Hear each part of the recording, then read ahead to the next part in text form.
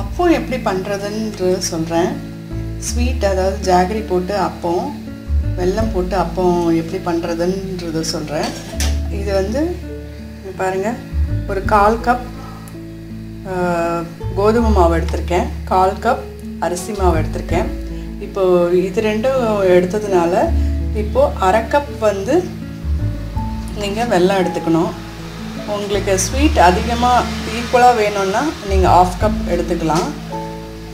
அப்படி இல்லைன்னா உங்களுக்கு கம்மியாக வேணும்னா அதுக்கு தகுந்த மாதிரி எடுத்துக்கோங்க. ஆனால் 1/2 கப் எடுத்தால் தான் கொஞ்சம் நல்லா வரும். இப்போ எல்லாத்தையும் இது பாகு எடுத்துட்டு இது ரெண்டுத்தையும் போட்டு நல்லா மிக்ஸ் பண்ணிக்கணும்.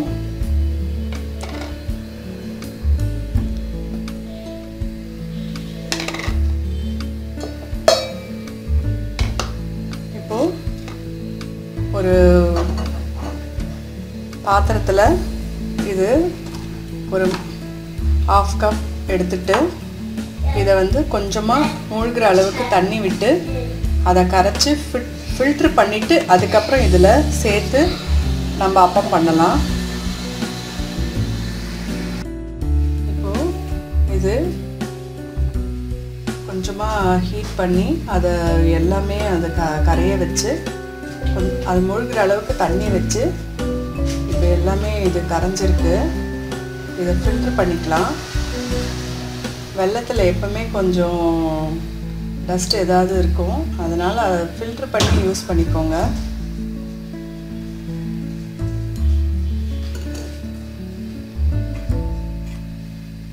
இப்போ இதையும் கொஞ்சோண்டு ஏலக்காய் பொடி இதை போட்டுக்கலாம். திப்பியாக அரைச்ச ஏலக்காய்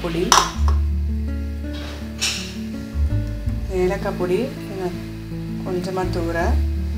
இப்போ இதை வந்து இட்லி மாவு பதத்துக்கு நம்ம நல்லா கரைச்சி எடுத்துக்கணும். இது கரைச்சி எடுக்கிறதுக்குள்ளே ஒரு வாணலியில் எண்ணெய் வச்சு ரெடி பண்ணிக்கலாம். இப்போ அந்த எண்ணெய் காஞ்சதும் அதில் தான் அப்பம் விட்டு நம்ம எடுக்க போகிறோம். உங்களுக்கு எண்ணெயில் பொரித்து எடுக்கணுன்றது இல்லைன்னா நீங்கள் அந்த பணியாரக்கல்லில் கூட நீங்கள் விட்டு எடுத்துக்கலாம். இப்போது இந்த மாதிரி பாருங்கள், கொஞ்சம் திக் பேட்டர் கன்சிஸ்டன்சியில் நீங்கள் இது எடுத்துக்கணும். இப்போது இதில் எண்ணெய் காய வச்சுருக்கேன். இப்போது அதில் விட்டு நம்ம எடுத்துக்கலாம்.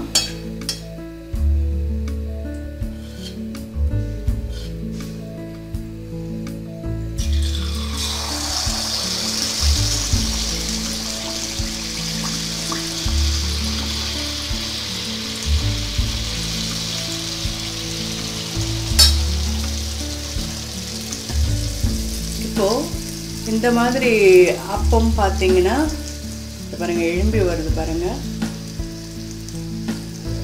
ஒன்று ஒன்றா தான் போட்டு எடுக்க முடியும்.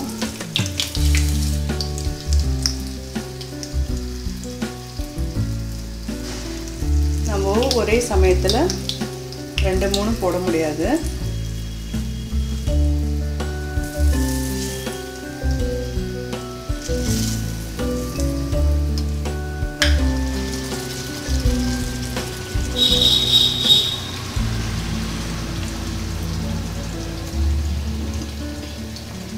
இந்த மாதிரி ஒரு சின்ன வாணலி, இரும்பு வாணலியில் கொஞ்சம் குழியாக இருக்கிற மாதிரி இருந்ததுன்னா சௌகரியம்.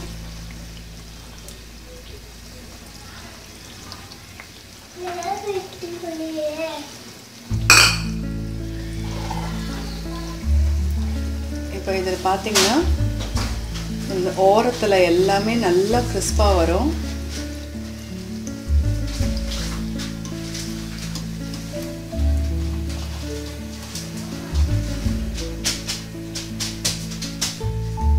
இப்போ இது இந்த மாதிரி பாருங்கள், நல்லா ரெடி ஆகிடுது, நல்லா செவந்து வந்திருக்கு. இன்னும் விட்டிங்கன்னா கொஞ்சம் தீர ஸ்டேஜில் போயிடும். அது மாதிரி நம்ம விட்டு எடுத்துக்கலாம். மிதமான தீயில வச்சு நீங்கள் இந்த மாதிரி எடுத்திங்கன்னா நல்லா குட்டி குட்டி பூரி மாதிரி வரும்.